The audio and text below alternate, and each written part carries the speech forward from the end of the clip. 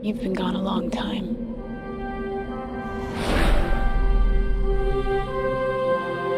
Where did you go?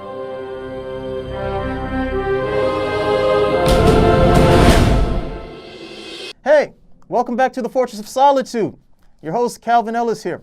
And today, a little bit different. We're not going to focus on Superman specifically, but something that is going to deeply affect Superman in the coming days, or rather, the coming weeks. It's very close now. You've heard about it. I'm certain you're looking forward to it. Well, probably not. But we have to at least try to get everyone's energy up. And that is Convergence. All right? What is Convergence, you ask? Well, Convergence is the big event from DC Comics for this summer. We're going to see things that we haven't seen before, but we have seen before. We're going to see characters that have been dead, but they weren't dead. So what exactly is Convergence? Convergence is what was supposed to happen in 2011. That's right, it was supposed to happen in 2011. Bleeding Cool News broke this a while ago, but you know what? Come back with me. Journey back with me to 2011. You'll probably remember something called Flashpoint, okay? Nobody thought that Flashpoint was going to result in anything. Okay, it was just another summer event. I didn't buy it. I didn't really pay too much attention to it. I didn't care. It wasn't that great. Who cares, right? Only to find out, as Flashpoint was getting ready to wrap up, that they were going to reboot the entire universe, and everything that I had been reading outside of Flashpoint wasn't going to exist anymore. It didn't matter. Now, if you are a Batman reader, I don't know how this affected you, or Green Lantern, Swamp Thing, if he even had a book at the time. But if you were a Superman reader, this really threw you for a loop, because you got information that he was no longer going to be married to Lois Lane. Hey, this guy's been married for the last 15 years. You found out that, hey, they were going to change the outfit. What do you mean you're going to change the outfit? This is a classic thing. And there was no real rollout to this. You just got it and they were going to do it. It didn't make any sense. It didn't seem like it was well planned. And when it hit, of course, if you reboot the universe and you start putting everything with the number 1 on it, yes, you're going to make a lot of money. Why? Because these are comic book readers. Comic book readers buy anything with the number 1 on it. Okay, I don't understand why. It doesn't necessarily mean that it's good, but we all think this is the next big thing. We're like old people being sold property in Florida. We get suckered on this whole thing. So the New 52 really wasn't this great thing, and a lot of people said, well, yeah, I really enjoyed it. I liked it, you know, because they had just come in. They didn't read any of the books previously. They just came in with the number 1s, and if they liked it, hey, it was great. And the best thing about Western society is that if you like something, you don't have to justify it. It's only if you don't like something that you have to justify it. Well, we need to change that, but we'll talk about that a little bit later, or maybe not at all. Anyway, Flashpoint went through. But what I found out is that Flashpoint was never supposed to lead into some sort of reboot for the DC Universe. No. Flashpoint was just supposed to be this particular series. And then what happened is that DC was planning on moving. They were leaving New York City and going to California, Burbank. And they were going to need some layover time with the comics because of the move and the people who were going over there to actually do their work.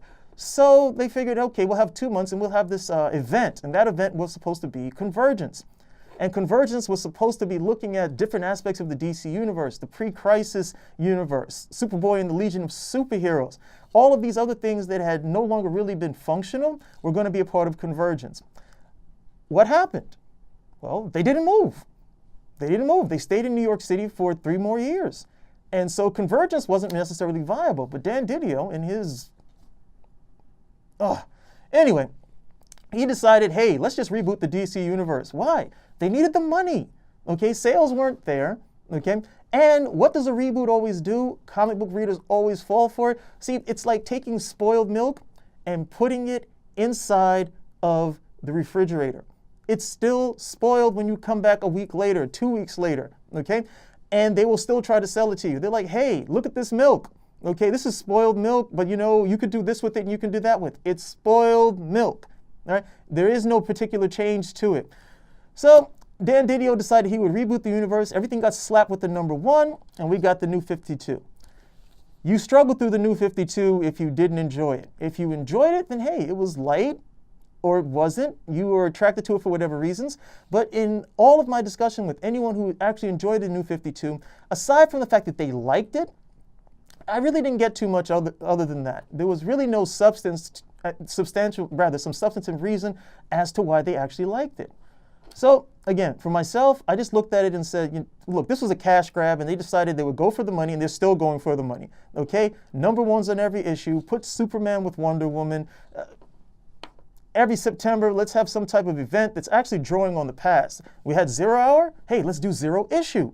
We had the villains. Hey, let's do the Villains Month. Okay, and this rollout continues until finally they're out of ideas. But now what happens? DC has to move. So since DC has to move, finally, we get Convergence. And Convergence is supposed to now be that 2-month layover. Now, I ask you to go back with me a little bit further for those of you who actually remember it. Because I remember when Crisis on Infinite Earths first debuted. All right, it's pretty young then. This was 30 years ago. Okay, still remember it. I remember going into the comic store, and it was older readers there, and I was asking them, what's this and that? And some guy's like, hey, man, you should check this out, Crisis on Infinite Earths. I didn't start with the first issue. And I was like, well, what's going on? Oh, it's the DC Universe. They're blowing the whole thing up. Really? Oh, wow. Man, this is really cool. And I got to read this. It's the end of the DC Universe. Now, again, I'm still young at the time. I don't know what's going on or that I'm being suckered because they're not blowing up the DC Universe. Okay, it's going to be rebooted. These characters are still going to exist. They're going to probably maintain a whole bunch of it. We'll be regurgitating stories. But the whole idea is that it's going to start with the number 1. That's it. It's going to start with the number 1. So come on. It's a new place to jump in on. And to be honest, it worked with me. See, Superman for me, this was a guy who I was first introduced to, like a lot of kids, through cartoons. So I saw Superman on Super Friends. I saw Superman in whatever cartoon he may have appeared. Saw the George Reeves series, though I really wasn't too into it. But, the comics, when I would go to the comics, it would say issue 419. And that was off-putting. I was like, wow, 419. I'm never really going to catch up with the story because I would have to read the other 418 stories. Now, of course, the logic is ridiculous. They wrote stories so you could actually come in at 419 and still entertain yourself. But it wasn't too bright at the time, and I just decided, no, that wasn't it. So number 1, that brought me in. Okay, number 1 was a perfect way for me to come in and get myself versed with this. So I bought the first issue. I bought the whole Man of Steel series when John Byrne did the reboot of it. Byrne had the right idea. He tapped into Christopher Reeve. See, Bronze Age Superman, while he was a complete character. This guy was a scientist. He was intellectually curious. He was very adept at the use of his powers. He was confident. His moral compass was always there. But Bronze Age Superman was not somebody that you wanted to cross. Bronze Age Superman would knock you out, okay, if he thought that was what needed to be done. He had a temper, okay, and even though he was a nice guy and was still a Boy Scout, he did have a little bit more of an edge to him. Byrne channeled what Christopher Reeve did in the Superman films and really made him even more likable. There was a humbleness about him and not needed to show off or anything of that nature, even though there were some things that I didn't care for.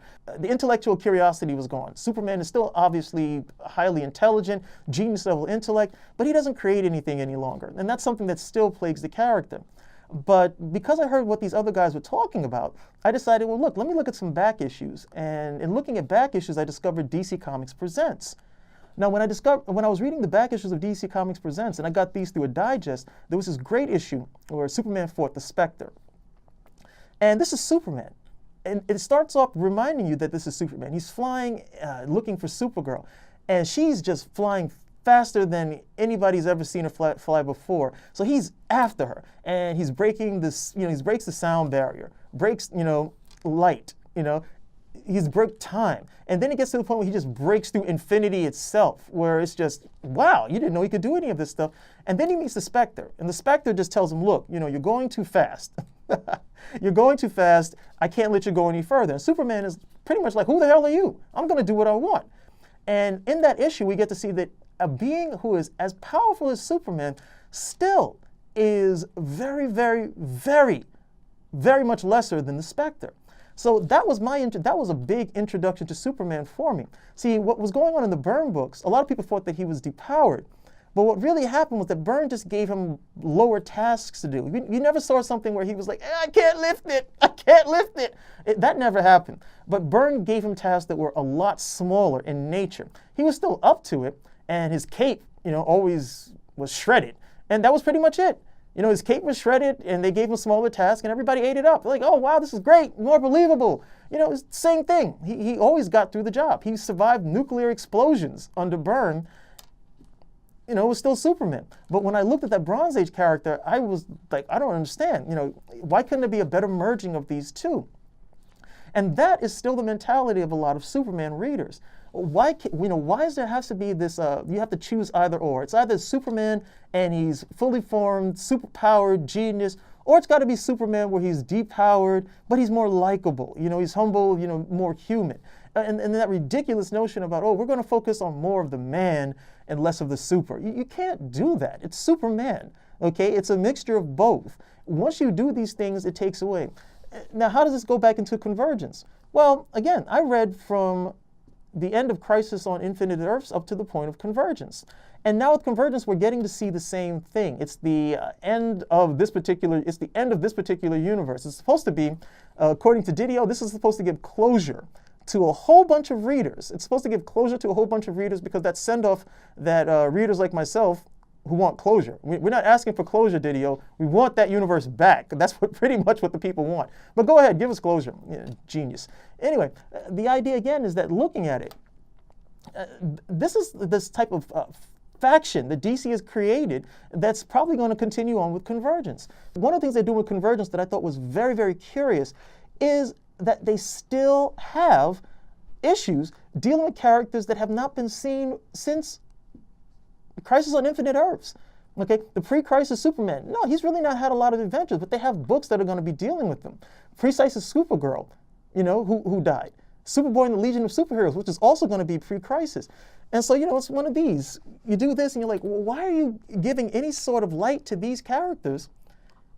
And these characters, pretty much, they had their grand salvo. I mean, to be quite honest, the Bronze Age Superman didn't die. He lived on. He made it through the crisis.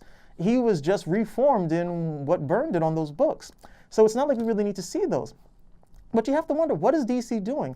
And because every time they do something like this, particularly with Superman, it just creates this schism among Superman readers. There are Superman readers who say, well, no, that Bronze Age Superman, that was the guy.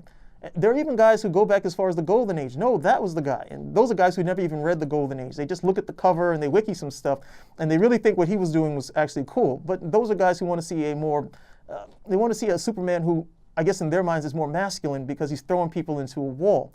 So it creates this grand schism of things when we come to it. And you have to wonder what sort of schism is going to be created out of Convergence.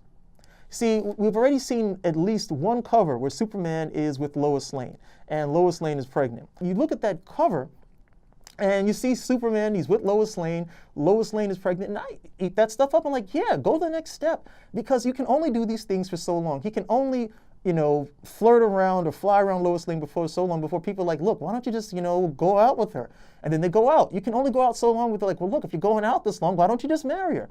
And then, of course, after they're married, you have to ask, well, look, how long is this? Is it fair for Lois Lane to be deprived of having a family because she's with Superman? And not because, of course, it can't happen, just because the editors and the powers that be are kind of like, well, we don't know if we should do this. No, you have to do it and you go with it. The funny thing about this is there was more freedom to do it in the Bronze and Silver Age because you had imaginary stories. And you had parallel universes where Superman could be married to Lois Lane, they could have children, you could have the Super Sons. Those type of things weren't, they weren't far-fetched. Part of it is that the readership is at an age where, look, I have kids. I don't want to read about this guy with his kids. But that's a natural progression of the overall story. And since we see it on the issue here, you have to wonder, so what are they going to do with this? They're showing a Superman happily married again with Lois Lane, okay? And I have to admit, it does warm the heart. But what kind of schism is going to be created from these issues right here? We get to see Superboy with the Legion of Superheroes. One of the biggest mistakes DC made was taking Superboy out of the equation of Superman. But the Legion is so directly connected to Superboy. When you take them away from Superboy, the Legion flounders, okay? It goes through periods where it's very good and it's well received, but then again, there's no tether back to any sort of grounding. Why? Because the Legion comes out of Superboy. These are teenagers who decided that they were going to be heroes because Superboy was a teen hero. These were not young adults. Okay, these were not 21-year-olds or 22-year-olds or anything of that nature. These were kids. And the Legion is probably one of the best viable properties that you could have. But again, it goes back to where did these guys come from? Why did they start doing it? Well, the history is right there. It's because of Superboy. Now, they decided, no, we're not going to do Superman to Superboy. Why? why aren't we going to do Superman and Superboy? The result is always some flim-flam. But in truth, Superboy has always been a viable property. And Superboy at his strongest has always been when he's been Clark Kent. Now they said, we're not going to do Superboy. We're not going to have Clark Kent as Superboy. What are we going to do? We'll make a clone. Okay, we're going to make a clone. It'll be part Superman and part something else. So it'll be a clone of Superman that gets to be Superboy. But Superman can't be Superboy. And eventually this Superboy will grow up and he'll be what? Somebody? All the stuff that they say about, well, Superman couldn't be Superboy because when he grows up to be Superman, everybody will know who he was. So I guess Superboy shouldn't be there either because he's going to grow up eventually. All right, again, they get locked into these things. The idea, again, is that when we look at Superboy and the Legion of Superheroes, they're giving us this issue, okay? Why? Why are you giving us this issue of Superboy in the Legion, but you're not going to give us these issues in perpetuity? What for? Okay, we haven't seen Superboy in the Legion of Superheroes for some years now. It was after Jeff Johns got his hands on Superman and decided to bring that back, that was alive for a little bit, and then they took it away again, with the reboot. But on some level, they have to understand that Superboy as Superman is probably the most viable that he's ever going to be. And a lot of these books test the waters with that. But again, it creates another schism. Guys who say, like me, Superman, yeah, he should have this career as Superboy. Why? He's the world's greatest hero. It gives him time and it gives him space to learn, to become the world's greatest hero. He can have an infinite amount of adventures in the future with the Legion. Oh, the time travel, and him not remembering everything, it's a problem. Well, sort it out.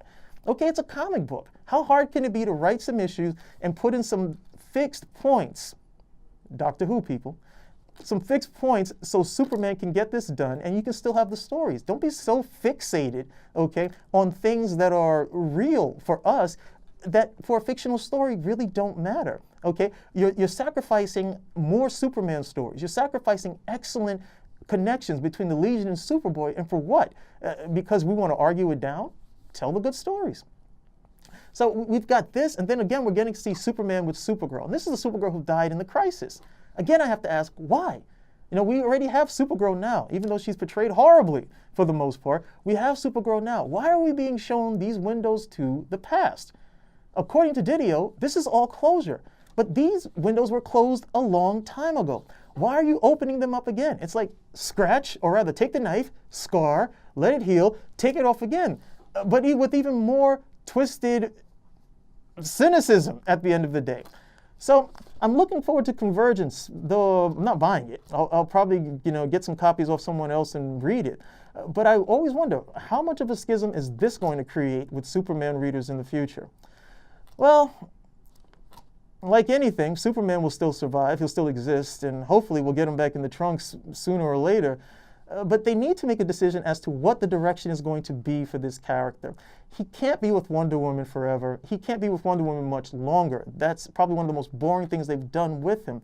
He can't be away from Lois Lane because she's been there since the beginning. It's not respectful towards her character, and it's not good for his character not to be able to interact. Jimmy Olsen, knowing his secret identity is good, but Lois Lane allows him to fulfill that part of being human that most of us want. Having a significant other, having that other person for companionship. He's not going to date Maxima. We know he's not dating any of these other superpowered women. Wonder Woman was just done because why? It's Wonder Woman. What kind of schism is going to be created out of this? That's something that I do think about. So Convergence will hit us, and Convergence will leave, and we'll see whatever the damage, or we'll see whatever whatever reparations are made. But at the end of the day, what will still be here? We'll still be here from the Fortress of Solitude. So hey, thanks for tuning in, and hope you come back real soon. This is Calvin Ellis, and we'll see you back as soon as we can. See you later.